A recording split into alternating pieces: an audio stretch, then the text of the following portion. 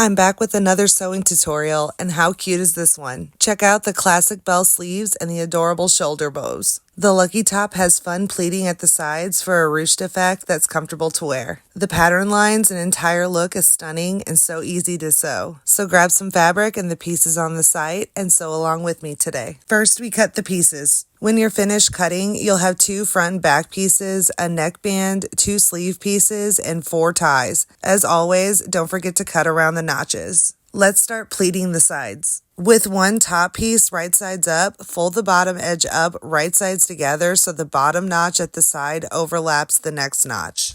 Pin it in place at the side and then sew from the center of the notch down to the fold. After doing that on both sides, your first pleat is done. You'll do the same thing with the next 2 notches. Fold the fabric so the bottom notch is overlapping the next one and then sew from the center of the notch to the fold again. You'll see the first pleat on the wrong side of the fabric in this step, but you'll just ignore it. Now you'll just have one more set of notches to do, so you'll repeat the same steps to make the last pleat.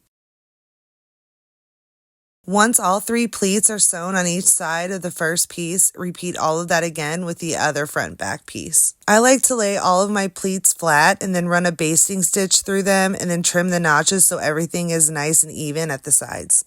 Now let's make the ties. Fold the tie pieces right sides together along the long edge and then sew along one short side and the long side. Then turn the ties right side out and top stitch them. Now place the raw edge of the ties onto one front and back piece centered on the shoulder edges, right sides together, and 2 on each side. Now we can sew the shoulder seams. Place both front back pieces right sides together and line up the shoulder edges and sew them both into place. Moving right along to the sleeves. Open the front and back pieces and place one sleeve at the shoulder seam along the arm curve right sides together. Match up the center notch on the sleeves with the shoulder seam, the side notches with the notches on the arm curve, and the corners of the sleeve with the corners of the arm curve. Keep the ties out of the way.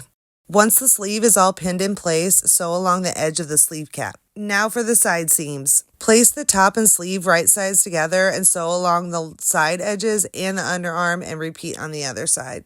For the neck binding, you're going to press memory folds in it first. Fold it in half and press, and then fold the outer raw edges in to meet the crease to press those folds. You should end up with 3 memory creases. Now fold the neck binding in half right sides together and sew the short side. With the top still wrong sides out, place the neck binding along the neck opening, right side of the binding facing the wrong side of the top. The seam and center notch on the band will be at the front and back notches, and then the side notches on the band will be at the shoulder seams. Then sew all the way around at a 3/8 inch seam allowance on the memory fold. Now turn the top right side out and start refolding the memory creases toward the seam allowance until the seam allowance is enclosed. And then just stitch along the binding.